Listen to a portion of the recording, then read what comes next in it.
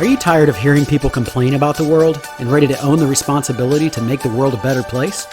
Hey, my name is Brent Simpson, and welcome to this episode of Creating the Future. I believe that within each of us is a yearning to make the world a better place. So let's work together and make that desire a reality. My hope is that today's conversation inspires you as you endeavor to create the future.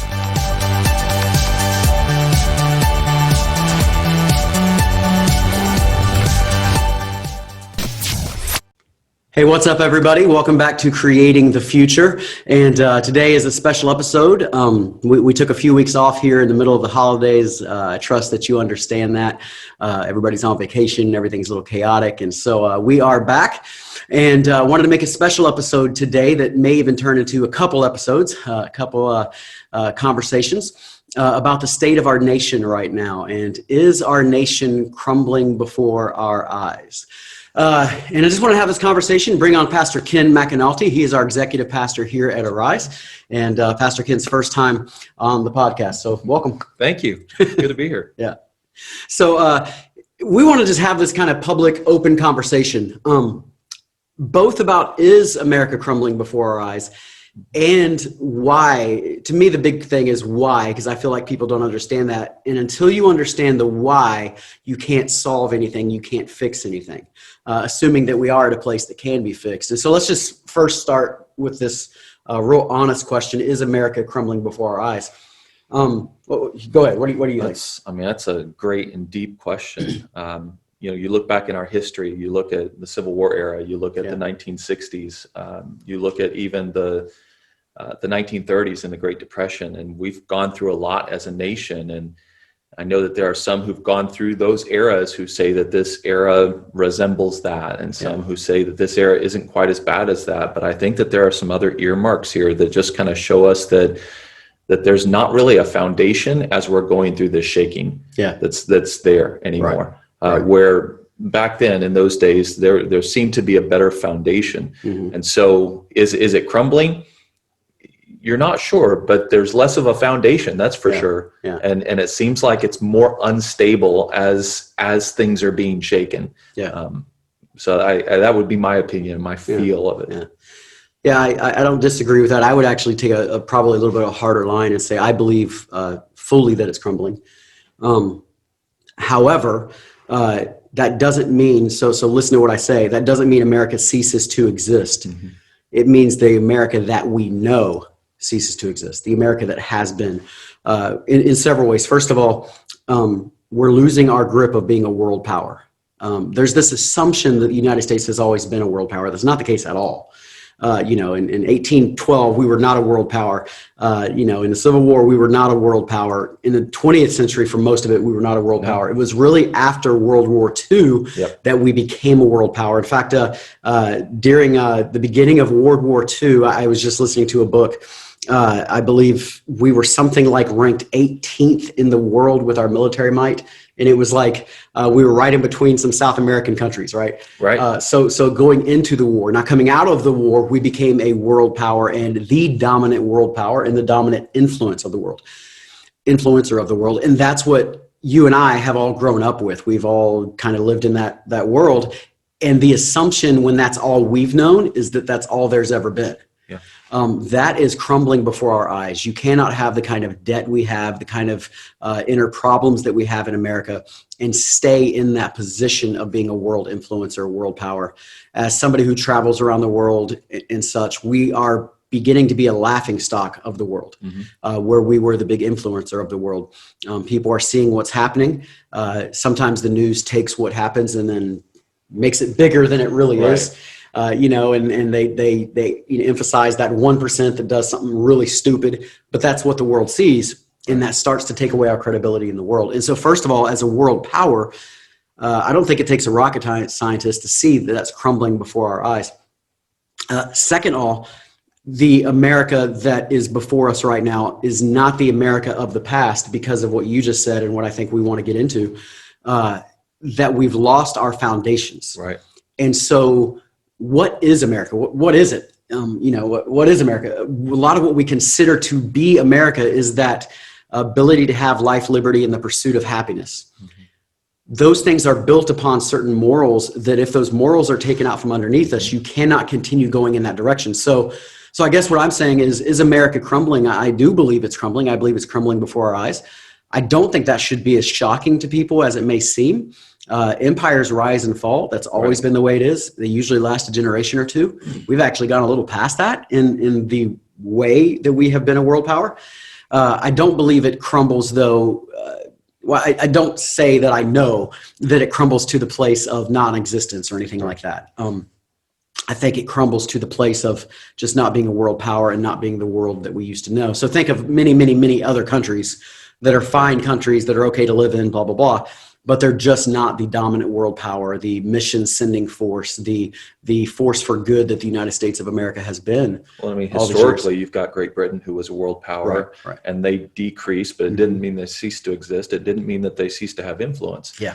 You had the Roman Empire, who it took a long time for the Roman Empire as they began to crumble, as they began to falter, and yet you still have Italy as a nation. You still have influence there. So it doesn't mean that we're going to cease to exist or anything like that. Yeah, and I'm completely in agreement with that. So it's not that we cease to exist, although as we get weaker, it does make us much more vulnerable, susceptible to enemy attacks and things like that could happen. And then thirdly, we're not united. Our within our title alone is the United States of America. And anytime we are not united, we begin to fall. That's a biblical teaching. Abraham Lincoln echoed it.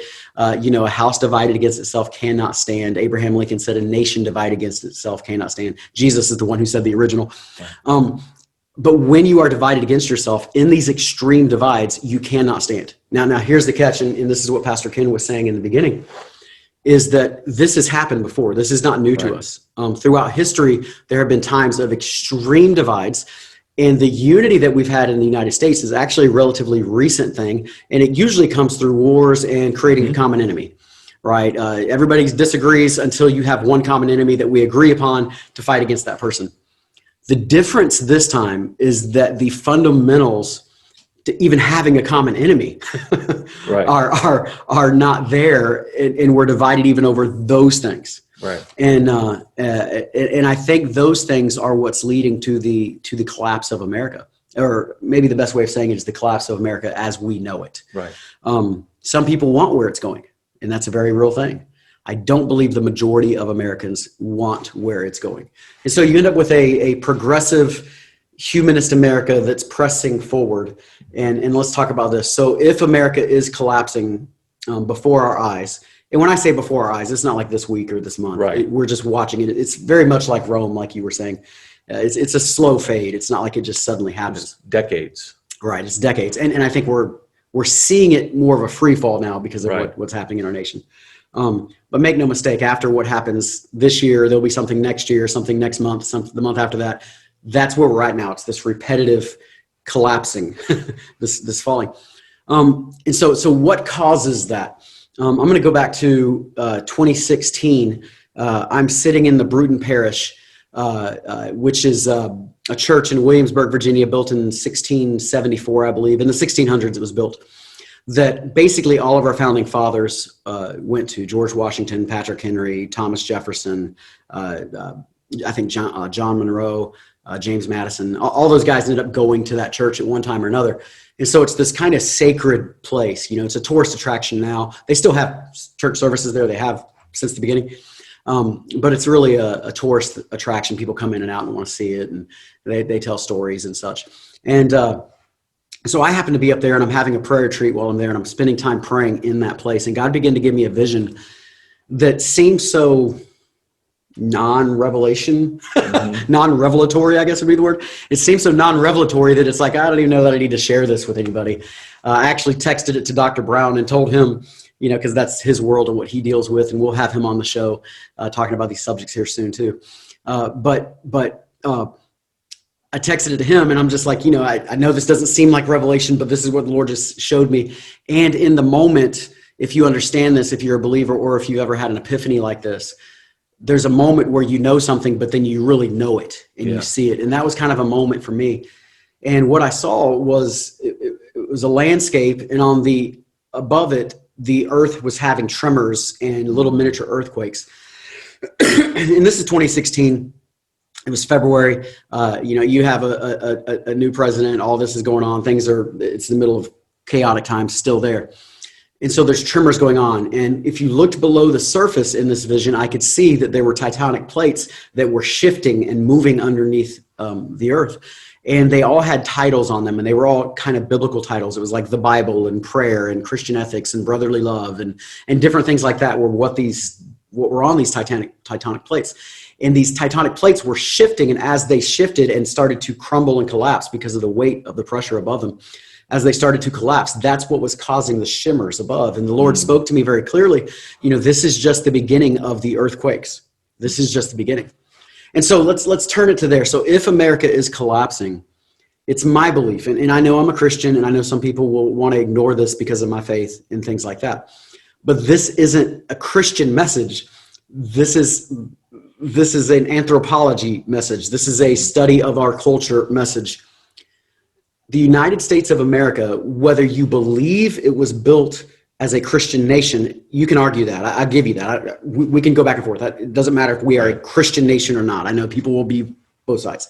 What you cannot argue, even atheists I've heard will admit to this, is the influence of Christianity. Right. The influence of the morals of Christianity became the cultural ethic of the colonies. Mm-hmm. They became the cultural ethic of our country. And whether you were a follower of Jesus Christ or not, you had certain ethics that were Christian that were passed down to you through generations that you just accepted, and they became this underlying ethic. And what happens is right now we are removing that underlying ethic from beneath us. Right. If you picture somebody standing on a limb and they're literally sawing the limb that they're standing on, that's the United States of America right now. At the time of this recording, 3 days ago, we had our senator stand up and pray in the name of what's the god? It's the Hindu god, the main Hindu god, saying the most ridiculous things to the monotheistic God, and then praying to a Hindu God, which is not monotheistic at all, right. And then ending the prayer with "Amen, a woman." I don't know if he was joking. A lot of people seem to think he was. It was satire or something. I don't know. But that's also not even a place you joke about. Right. But it shows the place of our nation. Either one, he was very ignorant about what he was saying because it was just makes no sense. It's asinine. Or secondly, he's joking about something. You just don't joke about those things, especially with where we are as a nation right now. When we need to be calling out to God, he's making fun of calling out to God. Mm-hmm. And then we wonder why the shakings happen right in front of us. In fact, for years we've said that sin would be a lot easier to run away from sin if it had immediate consequences. Right. I feel like we're in a place in America where we're catching consequences a lot quicker than we might have 20 years ago, 30 years ago. So talk about that. I think the further you go down the road of sin, the sooner you catch the consequences. Yeah. The closer the consequences are. I think, when you first start on that road, and we can see this in the history of our nation, when we first started on that road of really abandoning truth, abandoning what we had founded the country on, and really abandoning that unity, we didn't really see those consequences coming right away. But now we're seeing those consequences come with shorter span from actions and behavior, and it's coming a whole lot quicker. And I think that it's waking some of us up where we should have been awake a long time ago to say, hey, listen, something's wrong. Yeah. Something's not right. But the something that's not right has started in the hearts of believers and the hearts of people who don't believe. Right. It hasn't started in a governmental system. It hasn't started in anything. Right. It has started in the hearts of people. So, yeah. I heard an atheist say it this way. This is an atheist, by the way. This is not a believer. He said that the Western culture has been cooked in the crock pot, the broth, I think is the way he said it. He's been cooked in the broth with the bone being Christianity. Mm-hmm. That bone has been removed. Right. And now we're wondering if it's going to keep its flavor. Yeah. That's a great way of putting it. And this is an atheist, and his way was, we are in this great social experiment and we don't know. Yeah. We don't know what the future holds because now we've taken out the fundamental thing that made it what it was. And then we're wondering, is it going to remain what it was, and what is it going to evolve into next without that bone of Christianity? Right. And what a great analogy for this. Yeah. And so we're seeing this Christianity get removed. And Christianity creates these primary precepts of brotherly love, of humbling yourself so that you can exalt somebody else up. These precepts that we take for granted, like honesty, integrity, character. What happens when we walk away from those precepts is everything begins to crumble.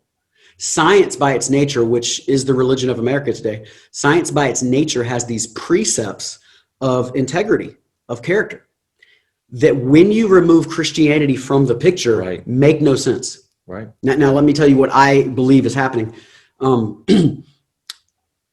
Those precepts were taught a generation ago. They were taught in churches. They were taught, I'll be honest, it's a religious thing in general. It's not just Christians. Many other religions teach the same kind of things. But we've become increasingly secular. And so we actually now have the first non-Christian generation coming up. So generation that even I'm in and some others, Generation X, you may have went to church some, you may not have been to church nearly as much as the boomer generation behind you, but you were taken to church some with grandma, you went Easter and Christmas, you had some reasons to hold on to these assumed things. They're not really talked about, they're just assumed. But once you step into a generation that has none of that background, and they're told that you should be this way without being told why you should be this way, then there becomes no reason for it. So to say you should be honest without some kind of explanation of why you should be honest will never make you honest. Especially when the secular humanistic idea coming from macroevolution and all of this is survival of the fittest. Right. If I can be dishonest and it allows me to survive, it allows me to not only survive, it allows me to thrive. If I can lower my integrity standards in order to increase my finances, I should be doing that according to that value system, right? Again, you see what's happening. We're out of Christianity now. Christianity would say, no, you need to have integrity. And even if it hurts you, that's the right thing to do. Now we're saying whatever is best for me, even if it hurts you, is the right thing to do. That's huge. And we're watching that in front of us right now. It's the value system, and it's what people built their life on. It's that foundation that we're talking about. Yeah. And when the foundation begins to change, the foundation begins to disappear, and then you have this shaking above, there's nothing secure for that shaking to really kind of cling to, or for us to cling to when everything is shaking around us. And that's kind of what we're feeling right now, because this foundation of a way that we live, a way that we treat each other is disappearing, because it's no longer an agreed upon truth, I guess we could call it. There's disagreement about what truth is within that, or what is moral, what is just, what is right. And that's the scary thing. Because that means that whatever's right for me is right for me, whatever's right for you is right for you, and that means I could mistreat you and it be right for me. And it becomes a frightening place for us to live, because we have no idea what's coming around the corner. Morality becomes completely subjective to the individual, and that's where we are right now. That's where America is, because we've walked away from a Christian ethic that was founded that said there is a non-subjective, what's the word?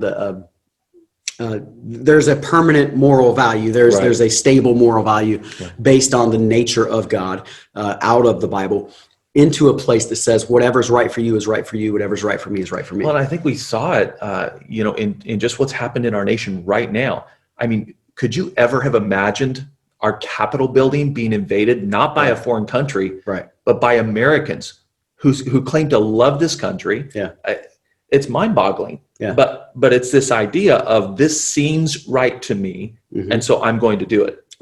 It seems right for me to loot, so I'm going to do it. It's right for me, and that's the perception. That's the idea of what behavior has become, and the foundation of behavior.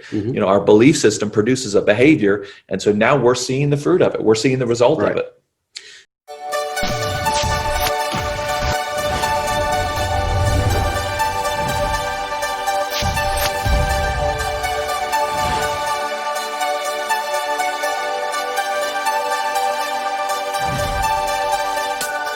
I hope you enjoyed this conversation today, and I especially hope it added value to you. If you enjoyed it, would you do me a favor and give us a 5-star rating on your podcast provider? It really helps to get the word out. And of course, if you share this content with your friends, that would be great too. And until next time, I hope you continue creating a better future. I look forward to being with you again soon.